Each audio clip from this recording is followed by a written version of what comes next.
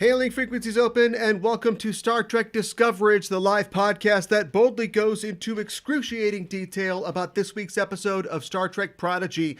I'm your host, Aaron Coker, aka Caliban, and once again, we've saved civilization, and the good news is they're not going to prosecute. Joining me on the show, as usual, is my co-host. She's also the co-host of the Generations Geek podcast, a more or less family-friendly celebration of geekdom. It's Ella Pearson. Ella, welcome back to Discoverage. Thank you. It is great to have you back. It is great to be back here at this very special day, the last day of Star Trek Prodigy for its first season. A day that in some ways felt like it would never come because it was a little confusing whether it was coming at all or there was going to be another brace of episodes that was going to come out, a tranche, if you will. But of course, we made it 20 episodes into this, the first season of Star Trek Prodigy, and I'm feeling pretty good. I'm feeling pretty good about it. Me too. Yeah. Me too. We'll, of course, have more to say about that as the show progresses. But first, here at the beginning of the show, of course, we have to get immediately into our new segment, the Toy Box segment. I'm going to share some more toys from the giant amount of Star Trek figures that I got for absolutely no reason from an admirer. Figure number one. Here we go. It is Vina. Let's go. As Orion Slave. The camera's backwards, so I got to put it like this. There you go. Yes, wouldn't you say this was worth a man's soul? There we go. I don't know what accessory she's got there, but looking pretty good. Second figure on the stack, I've got Odo, but specifically collaborator Odo from the episode Necessary Evil. So bad guy Odo there, but a little different outfit there. Next one up, I've got Lily. Just Lily. She has a last name. It is Sloan. It is Lily Sloan, Zephram Cochrane's assistant. Please. But anyway, that one is actually, I might get to play with that one because the box is kind of opened up there. Nice. And if that's not enough for you, how about the man himself, Zephram Cochrane? He does come with the good stuff, a bottle of, let's see, effervescent fermented Terran grape juice. So enjoy that, kids. That's fun. And last but not least, I've got Captain James Tiberius Kirk himself in the wraparound. Right there in the wraparound outfit. So take it easy. Have seconds or thirds at Thanksgiving. You got the wraparound to protect you there. So yeah, that's the Christmas uniform. Yeah. So anyway, that's feeling pretty good about that. Do you have any Star Trek figures? It's okay if you don't. It's okay if you do. In my home where I live, I have the infamous, which I think we talked about these before, the Star Trek Barbies. Oh yeah, that's that right. I was not allowed to have as a child that I got gifted, I think, not this year, but last year for Christmas. That's great. But I don't know how to have them out, like having Barbies on display. Yeah. Even Star Trek Barbies, I don't know what to do with them. Yeah. So they sort of sit in my closet. I mean, my closet door, I always have my closet door open so I can see them. Like from here, I can see them. But like, they're in the box. I haven't taken them out because it seems a little. Yeah, I know. Well, I mean, present company accepted. I mean, your father certainly has no problem showing his love for the merchandise that he's gathered over the years. He's got the room though. He's got the office. Yeah, that's true. With everything in it. Yeah. And I've got like my little bedroom, and of course, I doubt that the roommates would rock with the Star Trek Barbies in the living room. Yeah. So I got about one shelf in here. That's the struggle. None is fine. A lot is fine because then it's kind of your thing. In the middle, a handful, couple dozen, we don't know. So I don't know. Now that I've got like 25, I'm not sure which side of the divide I'm on, but I'm afraid to even contemplate it. Let's talk about the news in the world of Star Trek. And I've got a bit of news that is specifically related to the episode that we watched tonight. So we're going to enter the spoiler zone early, listeners, because this is going to relate to what we're going to talk about with the events of the episode. But cinemablend.com, the website, was talking with the Hageman brothers, specifically with Dan Hageman, the showrunners and creators of Star Trek Prodigy, about the show and about the fact that originally in this episode, they had written and planned that the kids would become Starfleet cadets. by the end of the episode. And of course, that was later sort of altered to them being warrant officer in training, whatever that means. That doesn't really mean anything, but that's okay. They are being accepted, and they're going to get to kind of, I don't know, post-secondary, I guess, do a little extra work at Starfleet Academy. And the person who influenced the writers of the show to make that change was friend of the show and New York Times bestselling author David Mack. Specifically, Dan Hageman said, he said this in the interview, originally, yeah, we had them getting accepted into Starfleet Academy, and our advisor, David Mack, was like, whoa, let's talk about this. This is not yeehaw. And he explained his case, and we're like, okay, you're right. That maybe it was... it wouldn't diminish necessarily the, amazing accomplishment of becoming a Starfleet cadet and being accepted into the academy, but it is kind of a big deal. And so maybe that's something that they can build to. And they go on to say, in the interview that, yeah, actually that is probably better for the show. That gives us somewhere to go with the characters and doesn't jump them forward too fast. What do you think about the decision they made? I think it was good. I mean, obviously Mac knows what he's doing. Yeah, yeah. But I also think even what they did, I was kind of like, I was surprised how fast it went. Like, I was like, whoa, they're just like, Janeway's just got him under her wing. Yeah. So I think it was like, but at the same time, it's like, if they hadn't had gotten to do something with Starfleet Academy, it would have felt like a letdown. Yeah. So it really, I feel like it's like the perfect medium, Yeah, especially for, yeah, definitely. And the fact that it's like a kid show, it became their goal, as we've talked about throughout the entire season here to get there and to be acknowledged. And so, yeah, I think the choice that they made is a good balance between achieving what they wanted to achieve, but not necessarily becoming, you're an admiral and you're an admiral and you're all get your own ships and everything like that. So, we'll get to see where our characters go from there. But let's talk specifically about our episode. Oh, I should say, David Mack, advisor for the show, has a new book out called Harm's Way. It's getting rave reviews, and it's available wherever you get your books. So don't say that I never did anything for you, Dave. We've just seen the final episode of the first season of Star Trek Prodigy. It's an episode called Supernova Part 2, and we're going to talk all about it. And as I mentioned previously, spoilers for the episode are incoming. The official synopsis for Supernova Part 2 is, as the Federation hangs in the balance, the crew must make the ultimate sacrifice to save Starfleet's future. This episode was written by Kevin and Dan Hageman and directed by Ben Heben. No start date for this episode. We don't have time for that. We got to get right into what's going on.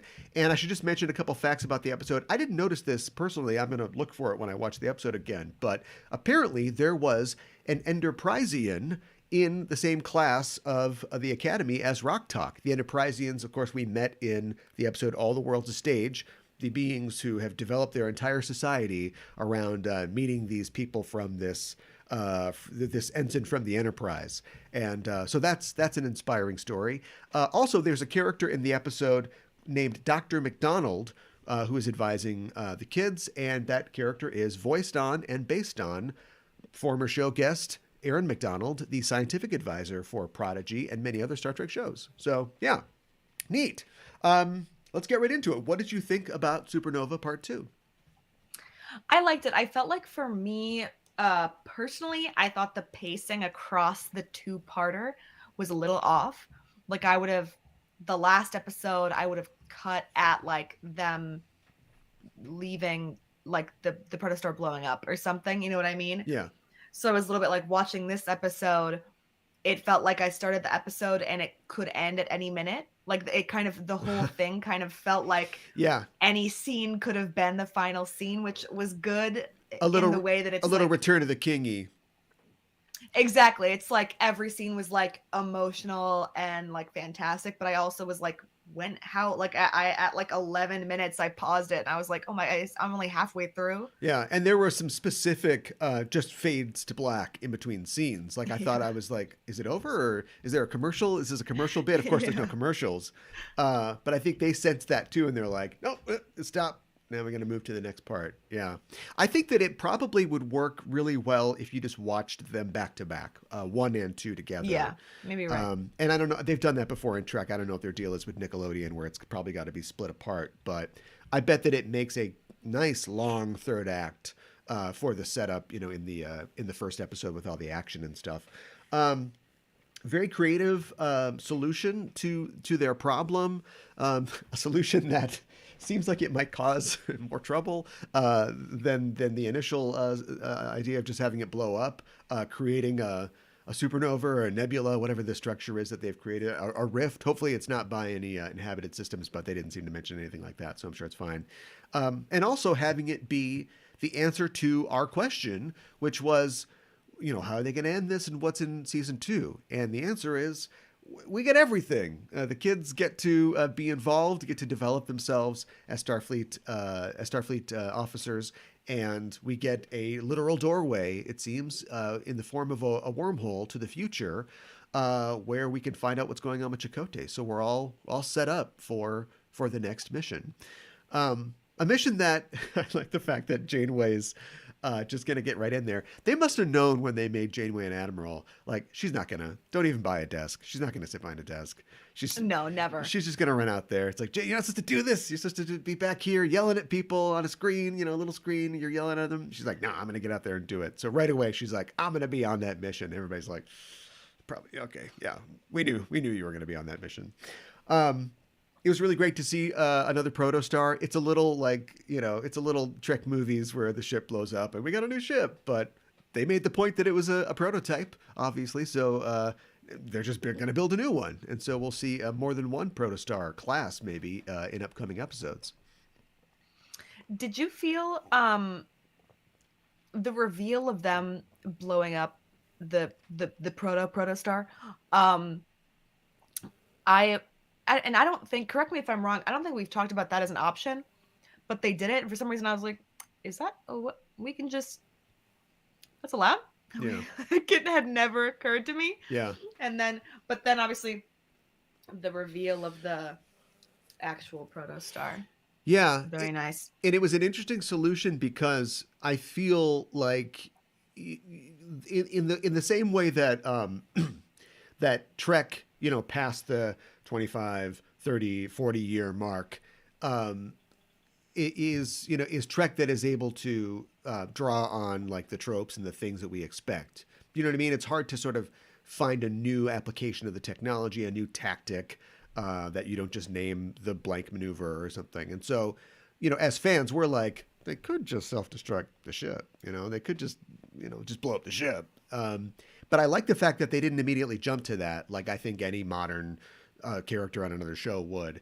And also, I don't know where they're at as far as it being kind of a dark solution for a children's show. They eventually, did that anyway, but it was really creative, I thought, doing what they did, which was kind of like you're just popping the clutch really late. We're going to let the engine just really build up and basically explode as it sort of throws itself away. But they never really even suggested that. And I would imagine hologram Janeway being like, not even, maybe that was an option, but she's like, I'm not going to tell these kids to blow themselves up. What a horrible thing. What a horrible thing to have to present to these kids.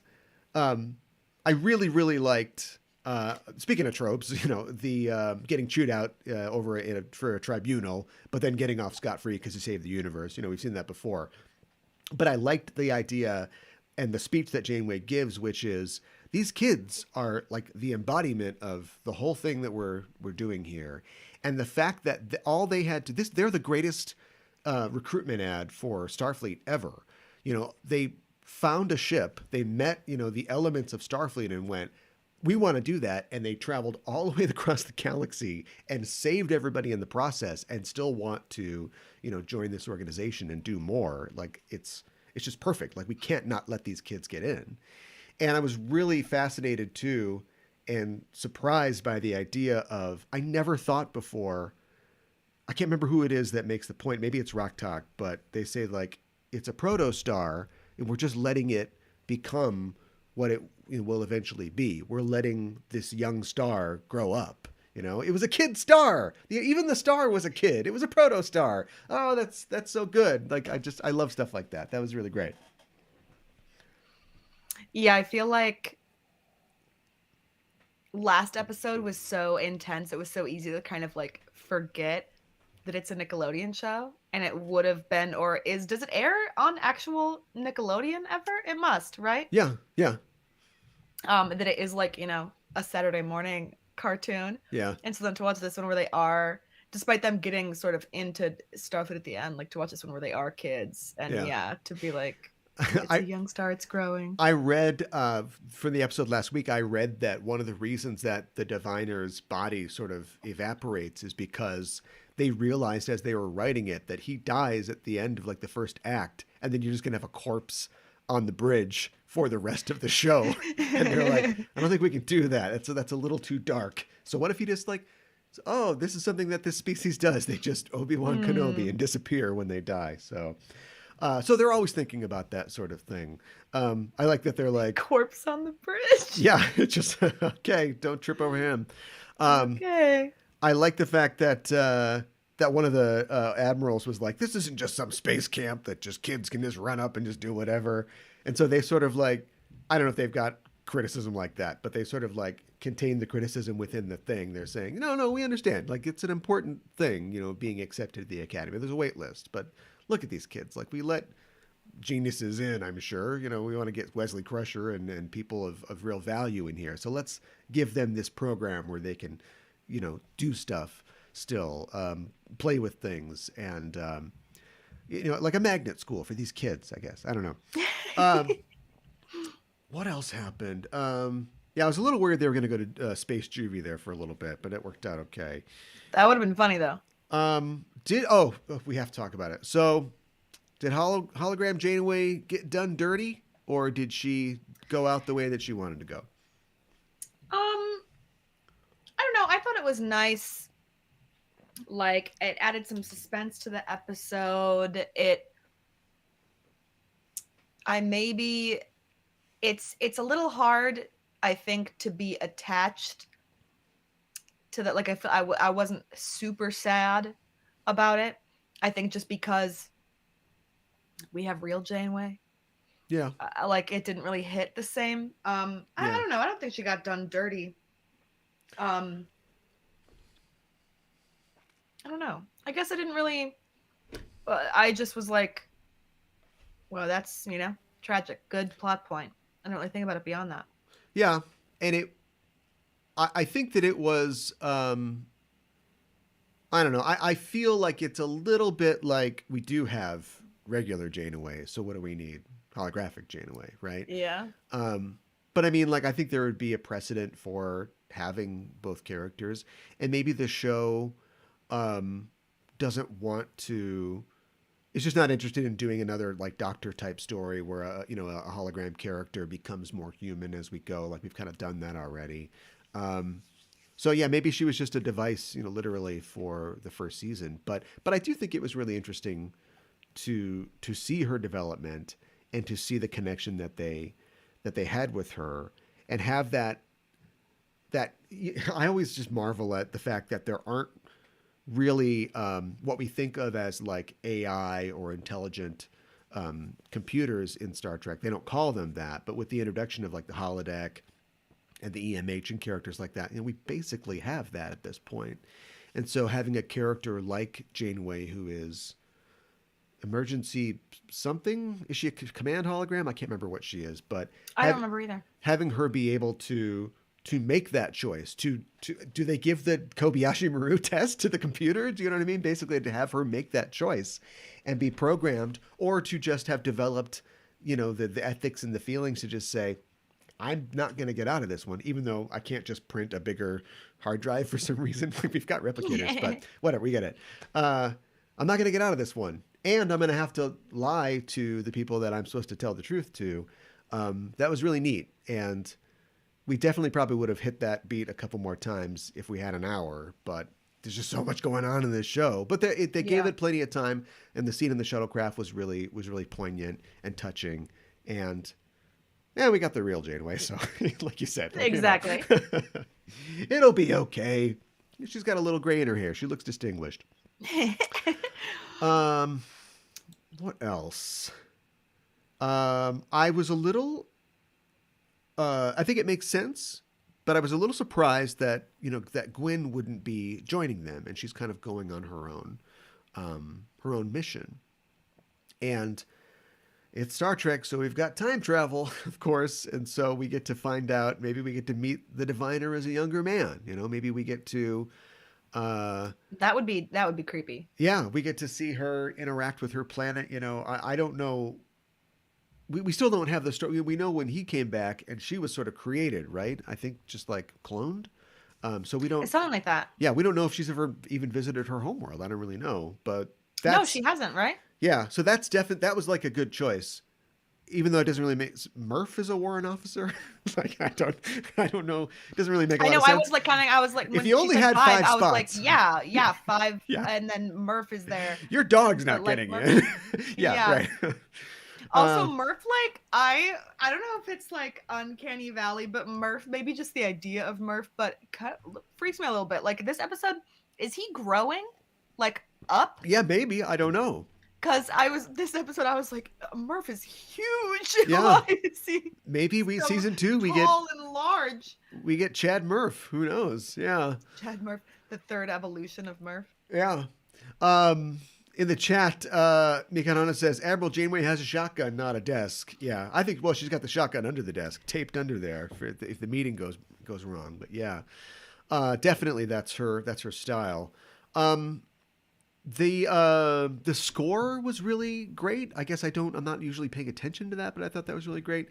And when they went to Starfleet Academy, I felt like there were like elements of.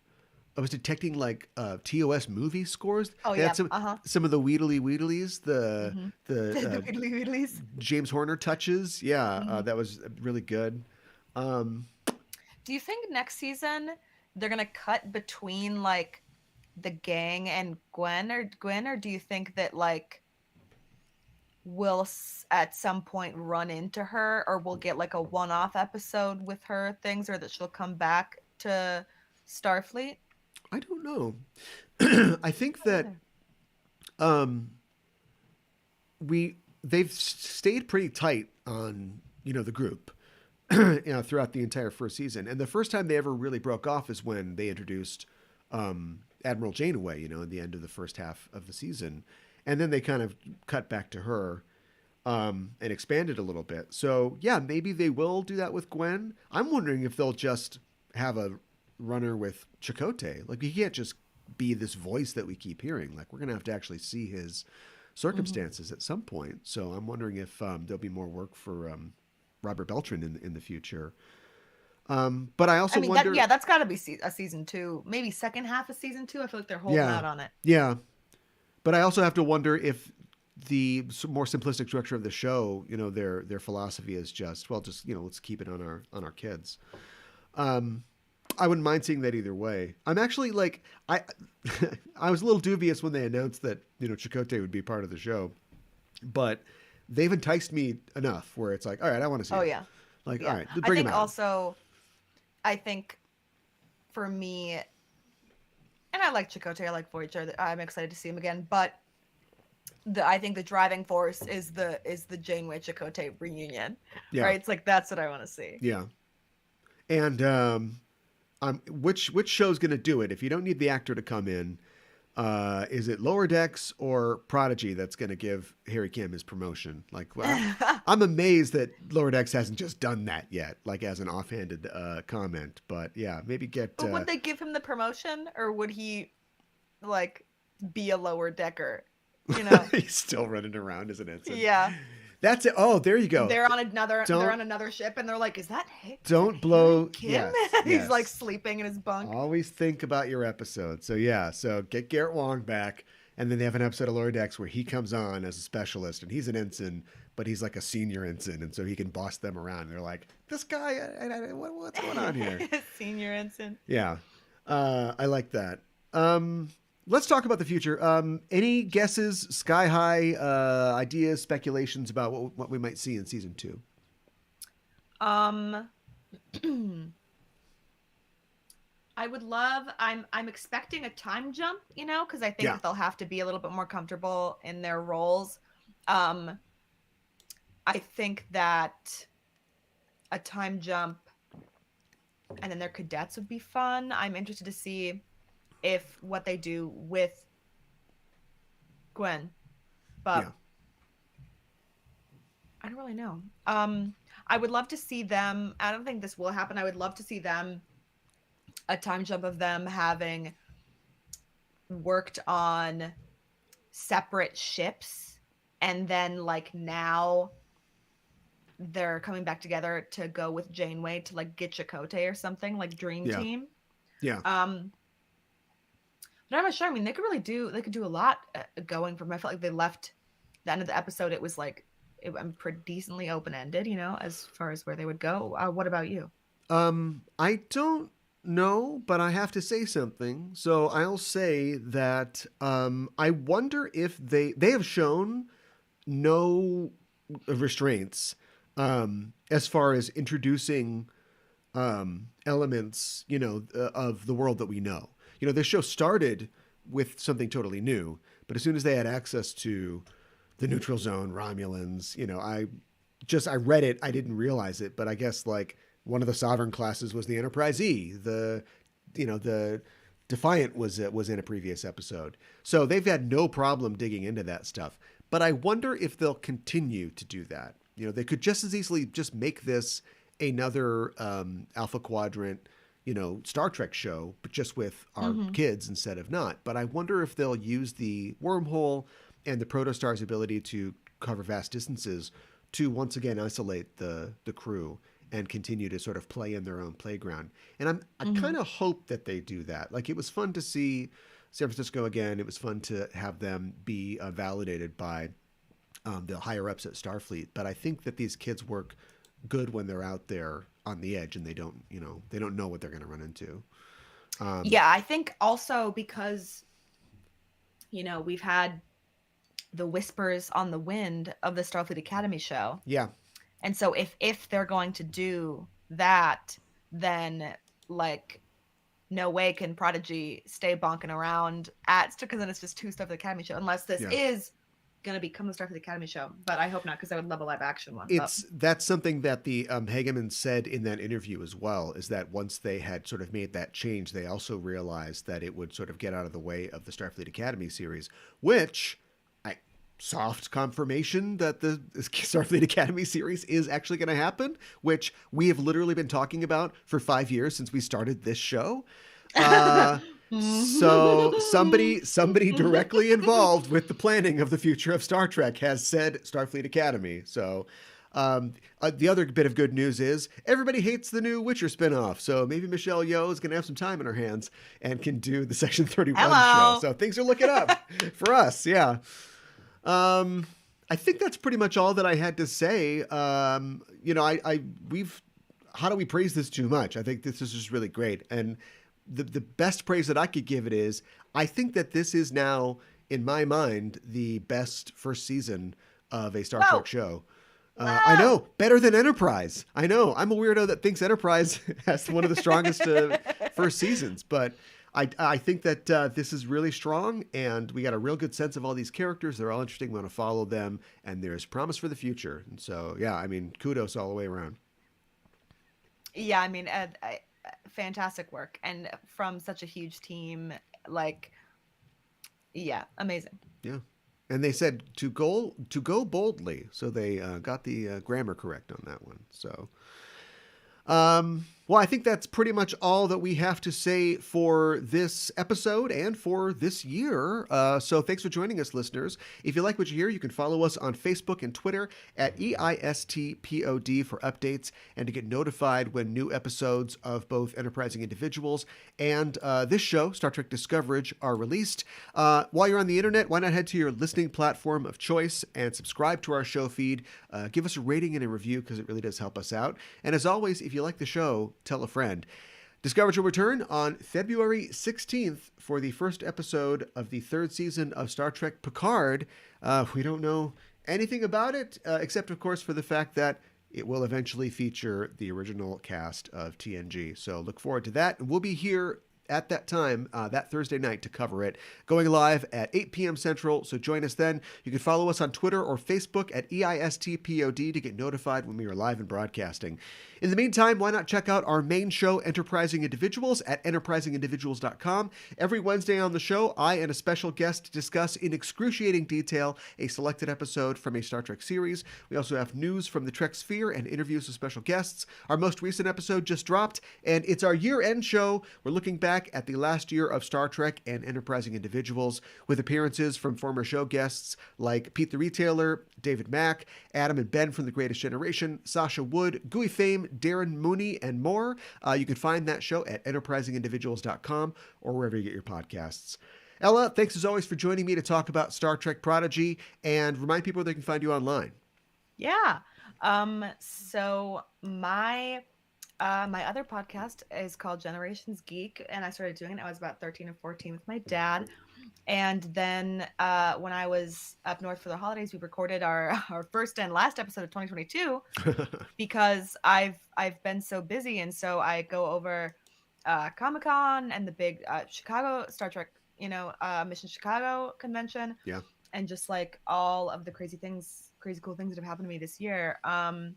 So everyone should go listen to that. Yeah. Check that out.